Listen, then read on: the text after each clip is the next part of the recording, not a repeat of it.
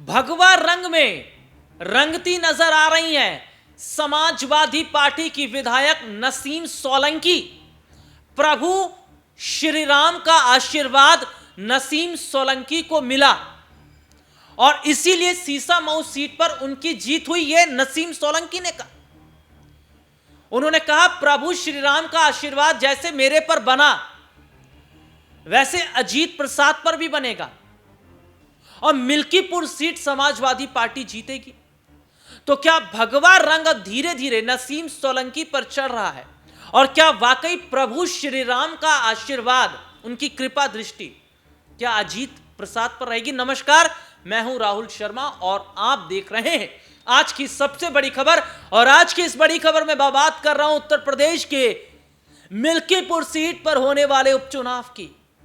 Milkipur seat जो कि दलित आबादी है, दलितों की आबादी के लिहाज से बड़ी सीट यह मानी जाती है।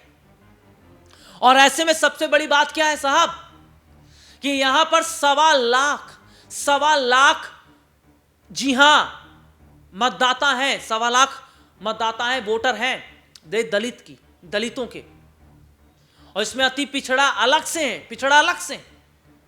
और ऐसे में अपने दर्शकों को बता दूं, सीसामऊ सीट से विधायक नसीम सोलंकी ने समाजवादी पार्टी के प्रत्याशी अजीत प्रसाद को लेकर, अजीत जो कि मिल्कीपुर से चुनाव लड़ रहे हैं, उनको लेकर बड़ा बयान दिया है।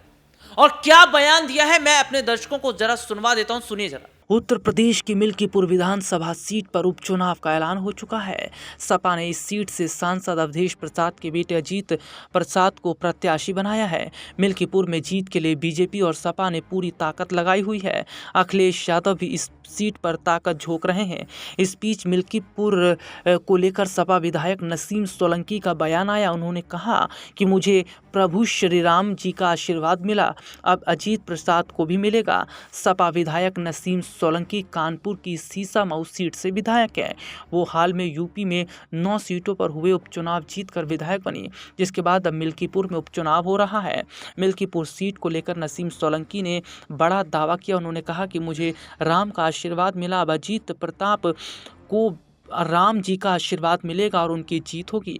नसीम सोलंकी ने कहा, राम को लाने वाले जीत का दावा कर रहे थे, बावजूद सपा की टिकट पर अखिलेश के सिपाही अवधेश प्रसाद ने अयोध्या में जीत कर बीजेपी को करारी शिकस्त दी। अयोध्या की हार बीजेपी की रणनीति और तैयारियों पर प्रश्न चिन्ह खड़े कर चुकी है और इस बात का संदेश भी दे रही है। यानी कि कुल मिलाकर देखा जाए तो जिस तरीके से सीधे तौर पर अयोध्या में समाजवादी पार्टी के जो प्रत्याशी हैं यानी कि अवधेश प्रसाद की जिस तरीके से जीत होती नजर आई, उसके बाद में क्या वाकई प्रभु श्री राम का आशीर्वाद अजीत को मिलेगा और वो भी क्या चुनाव में जीत हासिल कर पाएंगे?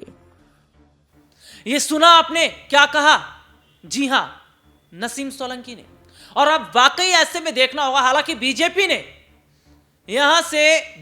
भी यहां से पासी समुदाय के एक बड़े जाने माने चेहरे उनको उतारा है, चंद्रभान पासवान को। अब यहां पर अजीत प्रसाद और चंद्रभान पासवान, इनके बीच में बड़ी टक्कर देखने को मिलेगी। लेकिन यह देखना होगा कि अयोध्या में जिस तरीके से प्रभु श्री राम की कृपा अवधेश प्रसाद पर रही और यहां से वो जीते, सांसद बने, क्या उनकी कृपा चंद्रभान पासवान पर रहेगी या अजीत पर रहेगी? और नसीम सोलंकी ने जो दावा किया है, उनके दावे में वाकई कितनी सच्चाई है, ये 8 तारीख को पता चलेगा। यानी कि जब नतीजों का दिन होगा, क्योंकि 5 तारीख को वोटिंग है उपचुनाव की और मिल्कीपुर में, और 8 को नतीजे हैं। आज के लिए इतना ही, आपसे फिर दोबारा मुलाकात होगी, तब तक ले जा दीजिए, नमस्कार।